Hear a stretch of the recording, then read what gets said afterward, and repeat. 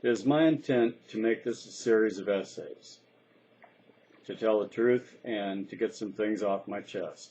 It may or may not make you feel better. However, that is your issue. I will feel better, and that is my issue.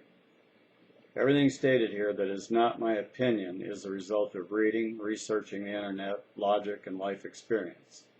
Comments are welcome, both pro and con. I'll probably not respond to most comments unless they are asking for references regarding where I got the information I am using. There will be exceptions. I do lump most races together as a group, and yes, I realize there are always exceptions. However, I don't have the desire, interest, or time to sort out all of those numbers. This applies to what I firmly believe is the majority. You may call me a bigot, a racist, or whatever makes you feel good. Just know that I don't really care. My mother and father both chopped and picked cotton in Alabama. I picked cotton in Alabama. My father fought in the European theater in World War II. Neither of my parents finished high school, and both had Southern accents. I'm very proud of my parents and their accomplishments. I was born in Alabama. My family moved to Indiana in 1951. I started first grade in 1956 in a town of about 100,000 in Indiana. I had both black and white kids of both gender in my class. I had somewhat of a Southern accent. As I listened to other children speak, I knew there was something different about the way they spoke. I immediately set out to correct my speaking and get rid of my accent because I wanted to fit in. It isn't easy to make a change of that magnitude when you're 6 years old, but I got it done in short order. I noticed that the black kids spoke differently also. I didn't notice one black child who made any effort to change or to fit in regarding the way they spoke. I also noticed we all had the same books, the same desks, the same teacher, and from everything I could see, the same opportunity. I can say from the bottom of my heart that I never saw a teacher discriminate against any student in any way. We had a good mix of kids, given that it was a fairly small school. We had black, white, male, female, fat, skinny, wealthy, poor, and everything else you could think of. No child in the 6 years that I was there was discriminated against, not one. This is a fact, period. We all were given the same assignments, the same amount of time, the same everything. Unless someone tried to give me a hard time, I just figured we were friends. For some reason, I never thought about this before. I don't remember the names of the black girls except for one. Her name was Shirley. The black boys I started school with were Nate, Larry, Alonzo, Joe, Tommy, and Lloyd. Nate died in about 1997 from a brain aneurysm. He had a good job in a factory, and he served in the Army and the Army Reserve until he died.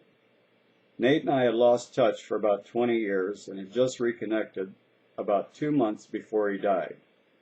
We enjoyed the 2 months that we did have. I don't have a clue what happened to Larry. He was nuts anyway. Alonzo was murdered in Chicago in 1968 for messing with another man's wife. It was during the summer while he was waiting to go to college that fall. He'd gotten a football scholarship. The last I heard, Joe was sitting at home hooked on crack. Tommy's been in trouble with the law all of his life. He got shot in the head, but survived. Lloyd was a big crack dealer, the last I heard. I went on to junior high and high school, and yeah, we called them junior high back then. Met a lot of other people, and made it to 58 years of age.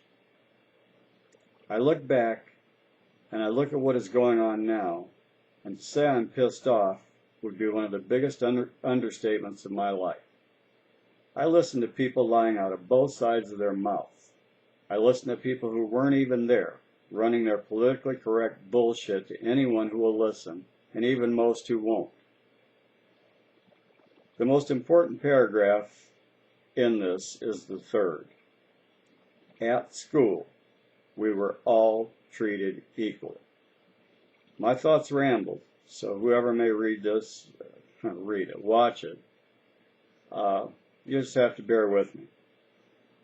The 60s were what really screwed this country.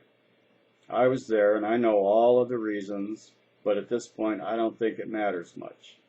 The cows left the barn, and we will now have to pay that price. There are no other options. The blacks of today have had every opportunity that I had.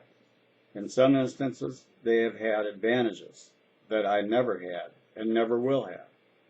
The kids I started school with 52 years ago had the same everything that I had. They were offered free education, at least through high school, the same as I was. The Civil Rights Act was passed in about 1964, and blacks, with the stroke of a pen, had more rights than I had.